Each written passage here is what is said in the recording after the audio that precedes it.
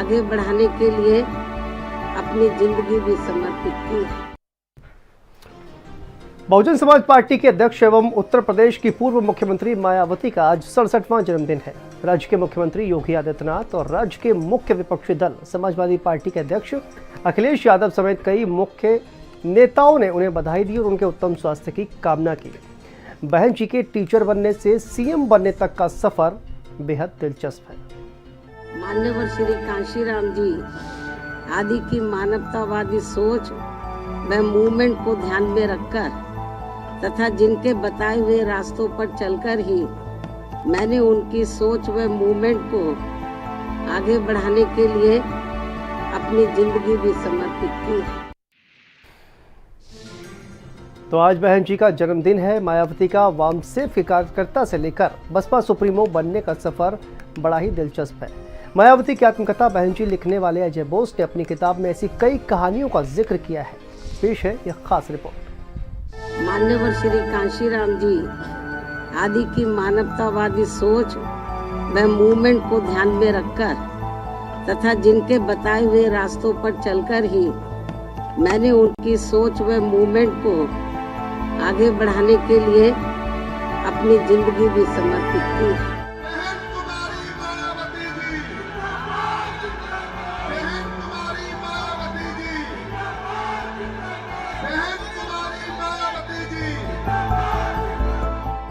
उत्तर प्रदेश की राजनीति का इतिहास जब भी लिखा जाएगा उसमें बसपा सुप्रीमो मायावती को नजरअंदाज नहीं किया जा सकेगा। उत्तर प्रदेश में दलितों और वंचितों की आवाज बनकर उभरी बहुजन समाज पार्टी यानी बसपा की सुप्रीमो मायावती सूबे की 4 बार मुख्यमंत्री रह चुकी हैं। आज यानी 15 जनवरी को मायावती 67 साल की हो गयी। बहुजन समाज पार्टी के एक क्षेत्रीय राजनीतिक दल से राष्ट्रीय पार्टी बनाने का श्रेय मायावती को ही जाता है। मायावती के जन्मदिन के मौके पर सीएम योगी आदित्यनाथ, सपा सुप्रीमो अखिलेश यादव समेत कई दिग्गजों ने उन्हें बधाई दी। मायावती का वामसेफ के कार्यकर्ता से लेकर बसपा सुप्रीमो बनने का सफर बेहद ही दिलचस्प रहा है। मायावती की आत्मकथा बहन जी लिखने वाले अजय बोस ने अपनी किताब में कई ऐसी कहानियों का जिक्र किया है। वैसे दलितों अल्पसंख्यकों के बहुजन गठजोड़ को मायावती ने ही सर्वजन हिताय में बदलकर पूर्ण बहुमत के साथ उत्तर प्रदेश की सत्ता पर काबिज होने का रिकॉर्ड बनाया। मायावती के मुख्यमंत्री काल में कानून व्यवस्था के चाक चौबंद होने के किस्से आज भी बेहद मशहूर हैं। आइए जानते हैं बसपा सुप्रीमो मायावती की जिंदगी के 5 अनकहे किस्से। छोटी सी उम्र में 2 दिन के भाई को लेकर पहुंची थी अस्पताल। 5वीं क्लास में पढ़ने वाली मायावती के भाई सुभाष को जन्मे 2 दिन ही हुए थे। अचानक उसकी तबीयत बिगड़ गई।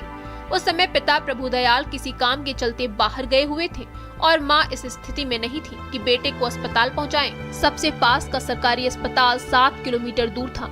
तब मायावती अपने भाई को अकेले ही कंधे पर उठाकर पैदल अस्पताल के लिए निकल पड़ी थी। छोटी सी उम्र की बच्ची जब अपने भाई को कंधे पर लेकर अस्पताल पहुंची तो डॉक्टरों को भी आश्चर्य हुआ। उन्होंने बच्चे का इलाज किया और कुछ घंटों बाद मायावती अपने भाई को लेकर घर वापस आ गई। मायावती के भाई सुभाष की मौत 2016 में हो गई थी। वामसेफ से शुरू हुआ सियासी सफर। IAS बनने का सपना देखने वाली मायावती ने साल 1977 में दिल्ली के कॉन्स्टिट्यूशन क्लब के एक कार्यक्रम में जबरदस्त भाषण दिया था। मायावती के इस भाषण की चर्चा वामसेफ और DS4 के संस्थापक काशीराम के कानों तक पहुंची, जिसके बाद काशीराम सीधे दिल्ली के JJ कॉलोनी स्थित मायावती के घर पहुंचे। BBC की एक रिपोर्ट के अनुसार काशीराम ने मायावती से पूछा वो क्या करना चाहती हैं, जिस पर मायावती ने IAS बनने का सपना उन्हें बताया। उन्होंने बताया वो IAS बनकर दलितों और वंचितों की सेवा करना चाहती हैं। इस पर काशीराम ने मायावती से कहा कि नेता बनकर कलेक्टर और IAS जैसे तमाम लोग उनके सामने हाथ बांधे खड़े होंगे। इसके बाद मायावती ने अपना घर छोड़ दिया और काशीराम के साथ वामसेफ में कार्यकर्ता बन गई। मिशन के लिए मोल ली थी पिता की नाराजगी। काशीराम के न्योता देने पर मायावती ने उनके मिशन से जुड़ने का फैसला लिया, लेकिन उनके पिता प्रभुदयाल इससे सहमत नहीं थे। किताब बहन जी के मुताबिक मायावती ने टीचर के तौर पर मिलने वाले पैसों को उठाया और घर छोड़ने का फैसला कर लिया। पिता की नाराजगी के बावजूद उन्होंने वामसेफ के कार्यालय में रहने का फैसला लिया। BBC की रिपोर्ट में काशीराम की जीवनी लिखने वाले बद्री नारायण बताते हैं कि उस समय एक लड़की का घर छोड़कर अकेले रहना बहुत बड़ी बात हुआ करती थी। वो किराए का एक कमरा लेकर रहना चाहती थी, लेकिन उनके पास पर्याप्त पैसे नहीं थे। काशीराम और मायावती के बीच बहुत अच्छी केमिस्ट्री थी। बहन जी ने रखे थे शॉर्टकट हेयर। 90 के दशक के अंत में बसपा सुप्रीमो मायावती एक प्रेस कॉन्फ्रेंस में अचानक ही बदली हुई हेयर स्टाइल में नजर आईं। मायावती का ये रूप देखकर सभी चौंक गए थे। दरअसल मायावती को बड़ी नेता होने के बावजूद साधारण तौर तरीके से रहना पसंद था। पोनीटेल बांधने वाली मायावती को शॉर्ट हेयर स्टाइल में देखना बहुत से लोगों के लिए अचंभे की बात थी, क्योंकि उस दौर में शॉर्ट हेयर का फैशन प्रतीक माना जाता था। कुछ दिनों बाद मायावती ने एक इंटरव्यू में बताया था, एक दिन में कई कार्यक्रमों में जाना पड़ता था तो बड़े बालों की वजह से कई बार कंघी करनी पड़ती थी। इसमें समय खराब होता था तो मैंने अपना टाइम बचाने के लिए बालों को कटवाना बेहतर समझा। काशीराम को बंधक बनाने का भी लगा आरोप। 1977 से ही काशीराम की टीम का हिस्सा रही मायावती को काशीराम ने 2001 में अपना राजनीतिक वारिस घोषित कर दिया था। 14 सितंबर 2003 को काशीराम को मस्तिष्क पक्षाघात की वजह से अस्पताल में भर्ती होना पड़ा। उत्तर प्रदेश की तत्कालीन मुख्यमंत्री मायावती ने काशीराम की देखभाल का सारा जिम्मा अपने हाथों में ले लिया। इसी दौरान काशीराम के परिवार ने मायावती पर उन्हें बंधक बनाकर रखने का आरोप लगाया था। काशीराम के परिवार ने हाई कोर्ट में याचिका दाखिल की, जिसे खारिज कर दिया गया। इसके बाद काशीराम की मां ने सुप्रीम कोर्ट में याचिका दाखिल की, जिस पर सुप्रीम कोर्ट ने काशीराम की स्थिति को जांचने के लिए मेडिकल बोर्ड का गठन किया, लेकिन फैसला आने से पहले ही याचिकाकर्ता मां की मौत होने से केस खारिज कर दिया गया। मान्यवर श्री कांशीराम जी आदि की मानवतावादी सोच व मूवमेंट को ध्यान में रखकर तथा जिनके बताए हुए रास्तों पर चलकर ही मैंने उनकी सोच व मूवमेंट को आगे बढ़ाने के लिए अपनी जिंदगी भी समर्पित की है। आगे बढ़ते हैं। उत्तर प्रदेश की सियासत में मायावती चाहे सत्ता में हो या फिर विपक्ष में, उनके पास पावर रहे या ना रहे, लहर किसी की भी हो, लेकिन मायावती को कोई इग्नोर नहीं कर सकता। देखिए बीएसपी अध्यक्ष मायावती को लेकर हमारी यह खास रिपोर्ट।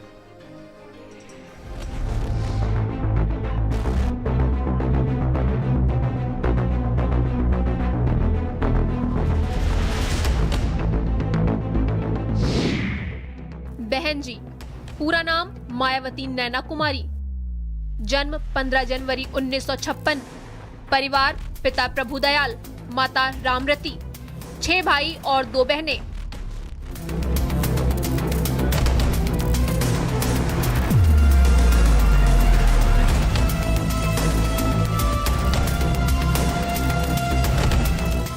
यूपी विधानसभा के इतिहास में सबसे ज्यादा 4 बार मुख्यमंत्री और बहन जी के नाम से लोकप्रिय बीएसपी प्रमुख मायावती एक सख्त शासक और आयरन लेडी के तौर पर जानी जाती हैं।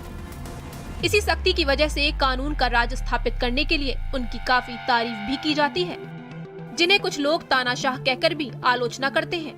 मायावती यूपी की बड़ी नेता होने के साथ ही देश की बड़ी राजनीतिक शख्सियतों में शुमार है। टीचर से सीएम की कुर्सी तक का सफर। 15 जनवरी 1956 को हुआ मायावती का जन्म। 1989 में पहली बार बिजनौर से बनी सांसद। 1994 में राज्यसभा पहुंची मायावती। जून 1995 में देश की पहली दलित महिला मुख्यमंत्री बनी। 2007 में प्रचंड बहुमत के साथ सरकार बनाई। मायावती के बगैर अधूरी है देश की राजनीति।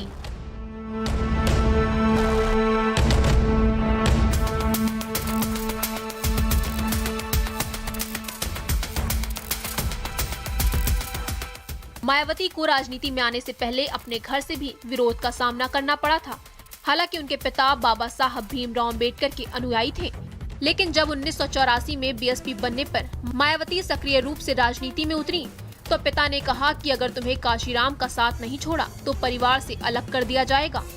इस बारे में मायावती लिखती हैं, पिता जानते थे कि लड़की घर छोड़कर नहीं जा सकती। उन्होंने मुझ पर काफी दबाव बनाया, लेकिन मैंने उनकी एक भी नहीं सुनी। इसके बाद मायावती ने अपना घर छोड़ दिया। हालांकि मायावती इससे पहले ही 1978 में बने बामसेफ और DS4 में काशीराम के साथ राजनीति में सक्रिय हो चुकी थी। इन दोनों संगठनों की स्थापना 1978 और 1981 में हो चुकी थी।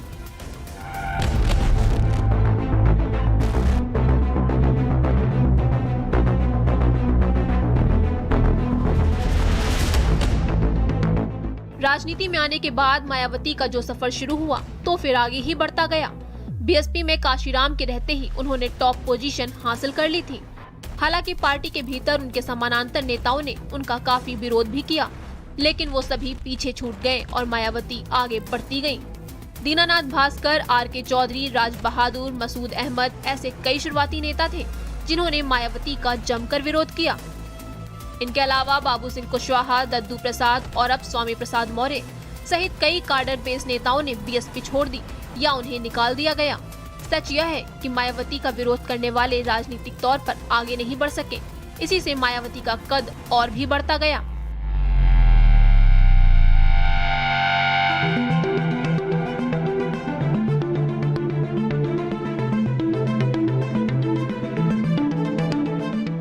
गेस्ट हाउस कांड मायावती के जीवन की एक बड़ी घटना है।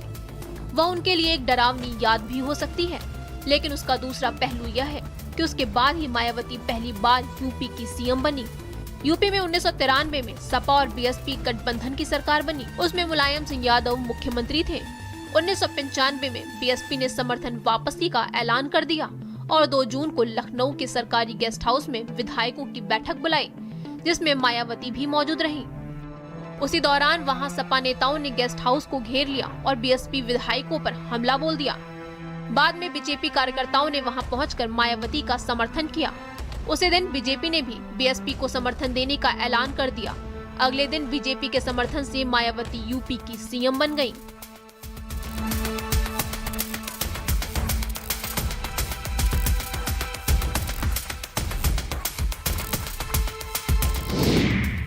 बहन जी बतौर सीएम 3 जून 1995 से 18 अक्टूबर 1995, 21 मार्च 1997 से 21 सितंबर 1997 तक, 3 मई 2002 से 29 अगस्त 2003 तक, 13 मई 2007 से 15 मार्च 2012 तक।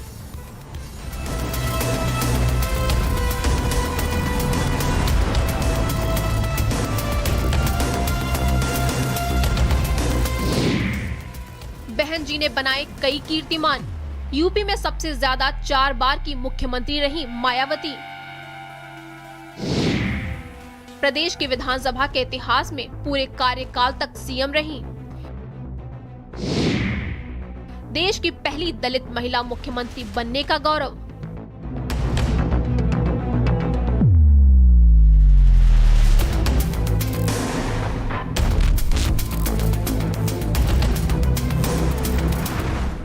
मायावती का जन्मदिन भी विवादों का विषय रहा है। वह अपने जन्मदिन पर गिफ्ट लेने और नोटों की माला पहनने सहित कई बार चर्चा में आई। हालांकि मुजफ्फरनगर दंगे होने पर उस साल उन्होंने जन्मदिन नहीं मनाया। उसके बाद से वह जन्मदिन सादगी से ही मनाकर अलग संदेश देने की कोशिश करती रही हैं।